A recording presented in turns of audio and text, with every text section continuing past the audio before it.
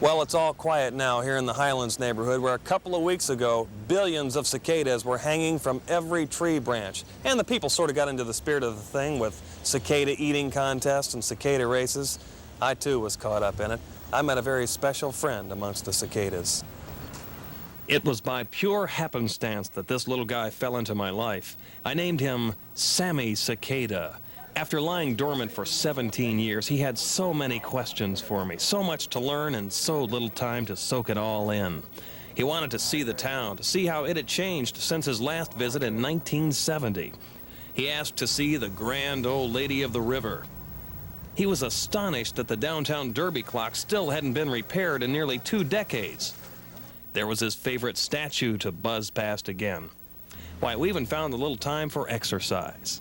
And then playtime was over. It was time to put him back into the tree bark to go to sleep for another 17 years. The Dow Jones Industrial Average showed steady. For the first few days of his new sleep cycle, I tried to keep him in touch with the outside world by reading all of the important news items to him. And it was kind of a shocker on the Wheel of Fortune set when Vanna White suffered a small contusion on her forehead. Seems like but the long stretches of loneliness began to take their toll. I don't care what Mother Nature deems appropriate for these insects. I felt it my duty to set my little friend free.